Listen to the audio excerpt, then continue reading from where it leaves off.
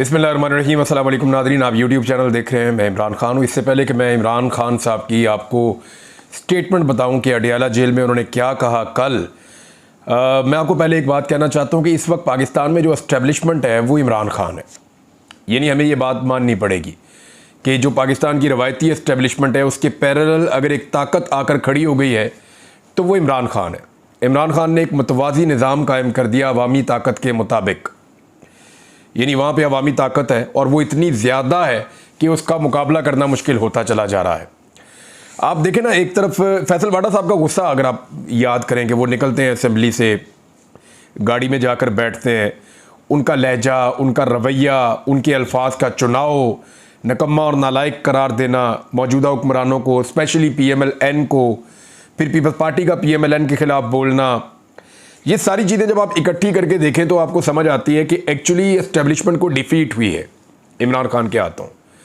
देखिए, जो मुझे समझ आई ना सारे खेल में, वो ये समझ आई कि 17 सीटों वालों को पहुंचाया गया हुकूमत में, और भी इतना कंफर्टेबल पहुंचाया गया कि उनको 2/3 अक्सरियत के करीब पहुंचा दिया गया कि इनकी हुकूमत को ख़तरा भी कोई ना हो।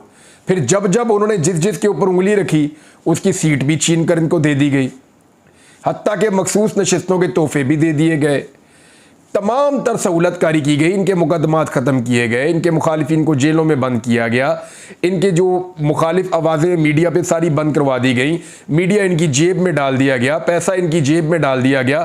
तमाम तर नालायकियों और नकम्मेपन की वजह से इन्होंने पाकिस्तान की मईशत को तबाह किया। इनसे एक सवाल नहीं किया गया एस्टेब्लिशमेंट से। यानी उन्होंने इनसे मांगा क्या? एस्टेब्लिशमेंट ने सिर्फ एक आईनी तरमीम मांगी थी। आप गौर कीजिए ना कि एस्टेब्लिशमेंट ने अब तक इन हुक्मरानों को क्या कुछ नहीं दिया। यानी जो PMLN है या पीपल्स पार्टी है, क्या नहीं दिया उन्होंने? जो इन्होंने कहा दिया। मियां साहब ने कहा जी मुझे फजल रहमान नहीं चाहिए, फजल रहमान के बगैर हुकूमत बना कर दी। नवाज शरीफ अपनी दोनों सीटें हार गए थे, नवाज शरीफ को एक सीट जितवा कर दी। नवाज शरीफ की जो मुखालिफ उम्मीदवार है उनको अभी तक जेल में रखा हुआ है। मरियम नवाज अपना इलेक्शन महर शराफत से हार गई थी, उनको वज़ीर आला पंजाब बना कर दिया। शहबाज शरीफ के बाद टोटल 17 सीटें दी जेनवन, और उनकी ये सीटों को बढ़ा बढ़ा के उनको इक़्तिदार बना के दिया।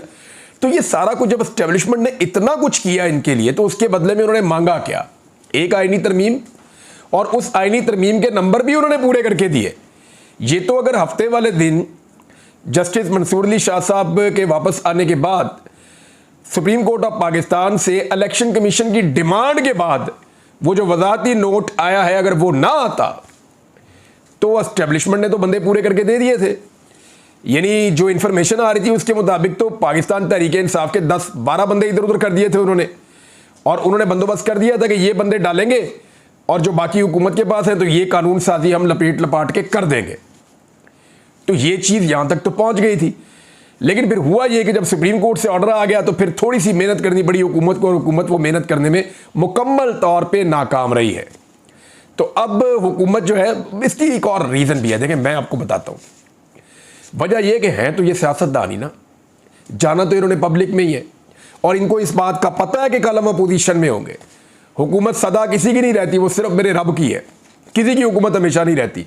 इन्होंने अपोजिशन में जाना है, लेकिन जो कवानीन इनसे पास करवाए जा रहे हैं वो कवानीन अगर ये पास कर देंगे तो घर से निकलना मुश्किल हो जाएगा।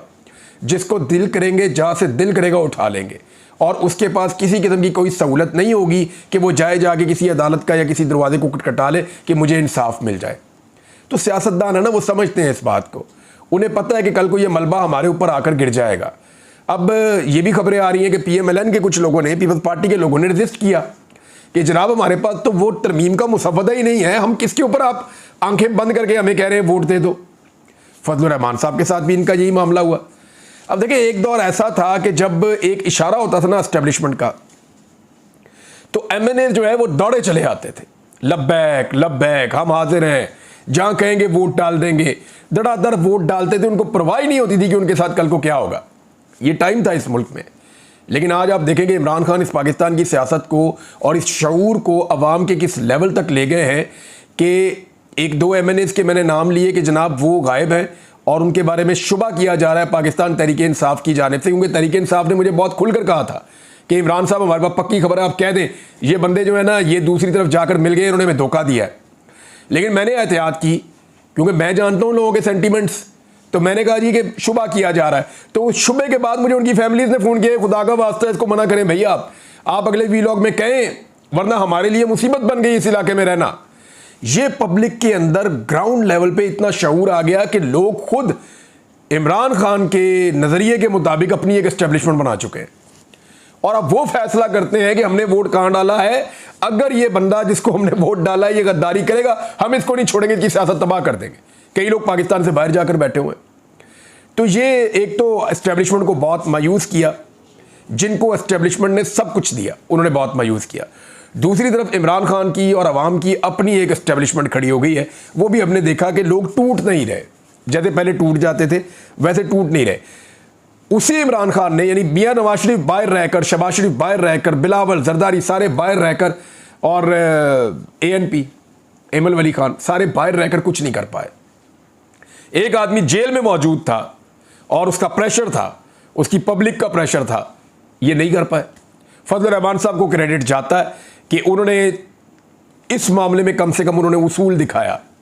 देखिए, फजल रहमान साहब के माजी में मामला हमेशा मशकूक रहे हैं, लेकिन ये जो मामला है आईनी तरमीम वाला, यहां पे आके फजल रहमान साहब ने अब तक मैं अब तक की बात कर रहा हूं, कल की बात मुझे नहीं पता, अब तक फजल रहमान साहब ने अवामी उमंगों की तर्जुमानी की है और वो इस स्टेटस को एंजॉय भी कर रहे होंगे कि लोग उनके बारे में कितनी अच्छी बातें कर रहे हैं।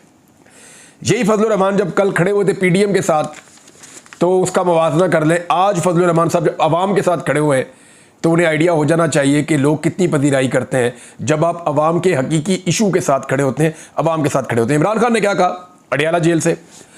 इमरान खान ने सहाफ़ियों से गुफ्तगू करते हुए कहा कि आईनी तरमीम या आईनी अदालत का क़याम इस अमल में लाया जा रहा है, यानी आईनी अदालत जो बनाई जा रही है, क्योंकि ये सुप्रीम कोर्ट से डरे हुए हैं।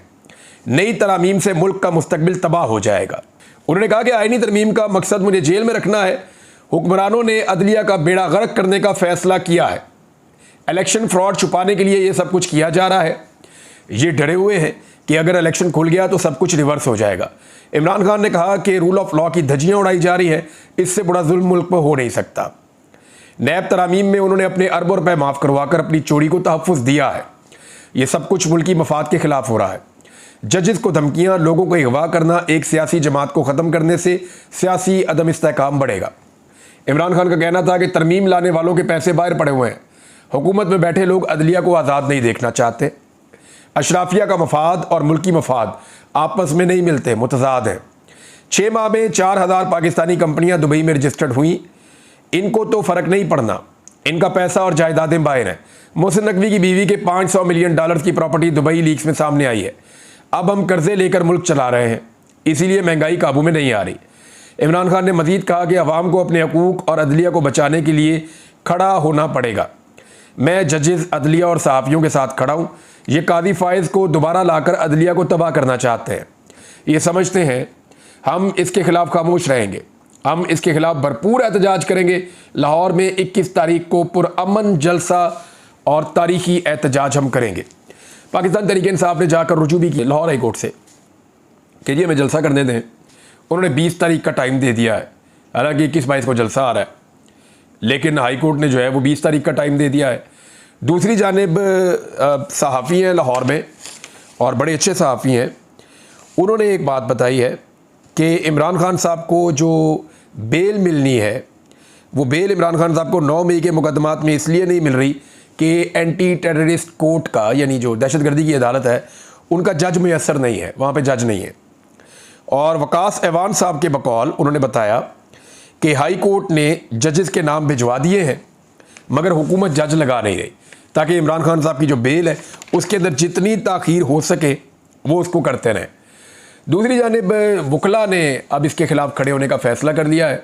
ये जो आईनी तरमीम है, इस पे जो चीज़ें सामने आई मैं आपको बता देता हूँ। कराची में बार कौंसिल की जानिब से जो एक करारदाद सामने आई वो ये है कि खुफिया तरीके से पार्लिमानी तरीक़ा के ख़िलाफ़ काम किया जा रहा है, ये खुफिया काम किया जा रहा है और ये तरामीम की जो कोशिश हो रही है इस पर उन्होंने तहफ़्फ़ुज़ात का इज़हार किया। उन्होंने कहा जी माजी में ऐसी कोई मिसाल नहीं मिलती, जज की उम्र में इजाफ़ा करना ये कानून के या आइन के बुनियादी ढांचे से मुतसादम है। बुनियादी ढांचा आइन का आप तबाह करने जा रहे हैं, बल्कि आइन और अदलिया के ऊपर उन्होंने इसको एक हमला करार दिया। रूल ऑफ लॉ के खिलाफ उन्होंने इसको साजिश करार दिया। उन्होंने कहा जी कि वकला बरादरी से हम ये दरख्वास्त करते हैं कि अदलिया और उसके खिलाफ जितना कुछ भी किया जा रहा है आइन के खिलाफ भी, उसके खिलाफ खड़े होने का वक्त आ गया। आप सारे खड़े हो जाए, अपने इख्तलाफात को साइड पे रख दें और आइन और अदलिया के लिए सारे इकट्ठे हो जाएं। वकला एक्शन कमेटी का एहतजाज भी हुआ। इसके अलावा जो लाहौर से खबर आई है वो बहुत बड़ी खबर है, और उस खबर के मुताबिक 19 तारीख को ऑल पाकिस्तान वकला नुमाइंदा कन्वेंशन ये लाहौर में बुलवा लिया गया है। इस लेवल की वकला की सरगर्मियाँ तब हुई थी 2007 में, जब इफ्तिखार चौधरी साहब की बहाली की तहरीक चली थी। यानी जब इफ्तिखार चौधरी साहब को हटाया गया, उसके बाद PCO जजेस लाए गए, तो जब इफ्तिखार चौधरी साहब की बहाली की तहरीक चली तो उस वक्त इस तरह की लॉयर मूवमेंट हमने देखी थी। जब वो शुरू हो रही थी तो इस तरह का माहौल बन रहा था। अब हम देख रहे हैं कि उसी तरह का माहौल दोबारा बन रहा है। 19 सितंबर को यानी जुमेरात वाले दिन लाहौर में जो है वो वकला का एक कन्वेंशन बुलाया गया, जिसमें ऑल पाकिस्तान वकला नुमाइंदा कन्वेंशन है, उसमें सारे शिरकत करेंगे और वहाँ बहुत बड़े बड़े फैसले होंगे। आने वाले दिनों में रैलियाँ होंगी वकला की, एहतजाज होंगे वकला के, जलसे होंगे वकला के, सिविल सोसाइटी को और सियासी जमातों को साथ में लाया जाएगा। और ये जो आइन के ऊपर एक शब खून मारने की कोशिश की जा रही है, अदलिया की आज़ादी को सलब करने की कोशिश की जा रही है, इस सिलसिले को रोका जाएगा। दूसरी जानिब तमाम वकला रहनुमा जो अभी तक चोटी के वकील हैं वो ये कह रहे हैं कि 26 अक्टूबर से हुकूमत जो मर्जी कर ले, जो जस्टिस मंसूर अली शाह है वो हमारे आइनी चीफ जस्टिस ऑफ पाकिस्तान होंगे। अब तरमीम के हवाले से कुछ चीज़ें और हैं, वो भी मैं आपको बताता हूँ, लेकिन 6 मेंबरान हैं पाकिस्तान बार कौंसिल के, उन्होंने जो आइनी तरमीम है इसके खिलाफ सुप्रीम कोर्ट ऑफ पाकिस्तान में चैलेंज कर दिया है। पाकिस्तान तहरीक इंसाफ भी चैलेंज करने जा रही है, तो ये मामला अब अदालत में भी जाएगा। हुकूमत की कोशिश है कि आइनी तरमीम आज नहीं हुई तो कल हो जाए, जो शर्मिंदगी होनी थी वो तो हो गई है, लेकिन जैसे जैसे आइनी तरमीम की चीज़ें सामने आ रही हैं हुकूमत की खिफत बढ़ती चली जा रही है। यानी पीपल्स पार्टी अब कहना शुरू हो गई जी हमें तो पता ही नहीं था इसके अंदर क्या गंद है। जो MQM है वो कह रही है हमारे तहफ़्फ़ुज़ात हैं। इसके अलावा नवाज शरीफ साहब ने अपने चंद लोगों से कहा कि यार मैनू तो कड्डो ये चो, यानी मियाँ साहब लाहौर चले गए नाराज़ होके, और फजलुर रहमान साहब ने मियाँ साहब से मिलने से इनकार किया मुबैना तौर पे, क्योंकि जब मियाँ साहब ने फजलुर रहमान साहब को मिलना था, आना था, तो फजलुर रहमान साहब की जानिब से मौलाना गफूर हैदरी साहब ने कहा जी हम तो असेंबली जा रहे हैं, और वो असेंबली में चले गए कि ठीक है जी वहाँ मिल ले। तो वहाँ पे जो फजलुर रहमान साहब ने माहौल बनाया और जितना माहौल गर्म हुआ, चार्ज हुआ, वो सबके सामने है। तो नवाज शरीफ साहब लाहौर चले गए और अब वो ये खबरें फैला रहे हैं कि जी मैं तो इस तरमीम के अंदर शामिल ही नहीं हूँ, मैं तो इन चीज़ों में मानता ही नहीं जो चीज़ें की गई हैं। तो फिर की किसने है? यानी तारड़ साहब कहते हैं वज़ीर कानून कि मुझे नहीं पता था, मुझे तो मुसवदा मिला बाद में। हुकूमत कहती है जी हमें तो पता ही कुछ नहीं था। फैसल वाडा साहब कहते हैं जी हम ला रहे हैं, हम ला रहे हैं का मतलब फैसल वाडा का कभी भी हुकूमत नहीं होता, वो किसी और जानिब से बोल रहे होते हैं, और हम करवा कर दिखाएंगे, फिर वो मायूस भी हो जाते हैं। फिर जब हम देखते हैं पीपल्स पार्टी की तरफ तो उनको भी नहीं पता। अब एक नई बात समझ आई है कि एक मुसवदा भी नहीं है आइनी तरमीम का, ये मुख्तलिफ बने हुए हैं। यानी इसमें पीपल्स पार्टी के पास कोई और मुसवदा था, फजलुर रहमान साहब के पास कोई और मुसवदा था, मीडिया के पास कोई और इंफॉर्मेशन थी, और अभी भी जो मुसवदा बाहर आया या जो चीज़ें बाहर आई आइनी तरमीम में, उनमें कुछ चीज़ों को हज़फ करके छुपा लिया गया है। और उन चीज़ों को इसलिए छुपा लिया गया है कि वो चीज़ें सामने आती तो इस तरमीम के पीछे कौन लोग हैं, वो जो छुपे हुए हाथ हैं दस्ताने पहने हुए, वो हाथ बेनकाब हो जाते और पता चल जाता कि एक्चुअली इस तरमीम के पीछे असल में जो दिमाग इस्तेमाल हो रहे हैं वो कहाँ से हैं और किन लोगों के दिमाग हैं। बहरहाल वो चंद चीज़ें इसीलिए छुपा ली गई। कोशिश ये थी कि दिखाओ कुछ और असेंबली के अंदर अचानक मंजूर करवाओ कुछ और तरमीम भी इस तरह की कर रहे थे। उसमें देखें 3 चीज़ें इसमें बड़ी बेनिफिशरी 3 चीज़ें थी।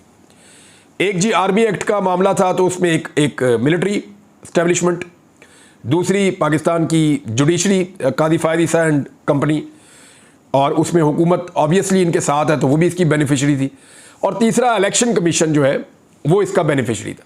तो ये 3 चीज़ों के ऊपर असर हो रहा था, लेकिन अदलिया की जानिब से वकला खड़े हो गए और बाकी चीज़ों पे पॉलिटिकल पार्टीज खड़ी हो गई। तो अभी तक तो ये मामला ऐसे ही चल रहा है। नाज़रीन, अभी हुकूमत ने हार नहीं मानी। मैं आपको ये चीज़ बड़ी कैटेगोरिकली बता दूं कि बहुत सारे लोग जो है ना वो बड़ा इत्मीनान फील कर रहे हैं। ये मामला अदालत में जाएगा, हो सकता है अदालत इसको एंटरटेन करे, हो सकता है ना करे।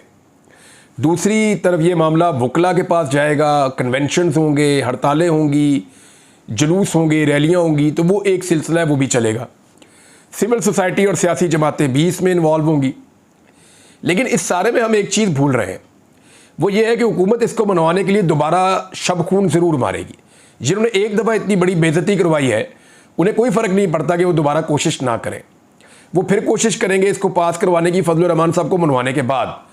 लेकिन फजलुर रहमान साहब किन शराइत पे मानेंगे और कौन सी चीज़ें इसमें ख़त्म करवाएंगे और कौन सी चीज़ें इसमें ऐड करवाएंगे, इसके लिए अभी हम कुछ नहीं कह सकते।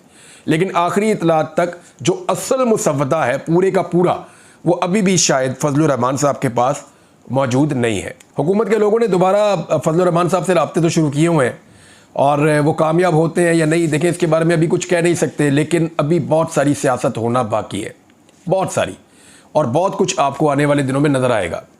ये जो शिकस्त है जो हुकूमत और उसके सहूलतकारों को हुई है, वो इस शिकस्त को इतने आराम से नज़रअंदाज नहीं करेंगे। वो इसके बदले में कोई ना कोई चीज़ करने की कोशिश करेंगे। दूसरी जानिब इमरान खान साहब के क्योंकि बाहर आने का वक्त अब करीब है और उनको अंदर नहीं रखा जा सकता, मुझे ऐसा लगता है, यानी कानूनी तौर पे तो नहीं रखा जा सकता। ज़ोर ज़बरदस्ती से रखना तो आप 10 साल रख लें, तो बगैर कानून के अब उनको अंदर रखा हुआ है तकरीबन। और अगर वो बाहर आ जाते हैं तो सिचुएशन बिल्कुल ही चेंज हो जाएगी। कैसे होगी डिपेंड करता है पब्लिक पे और चलने वाली मूवमेंट पे। अब तक के लिए इतने, अपना ख्याल रखिएगा, अपने चैनल का भी। अल्लाह हाफ़िज़।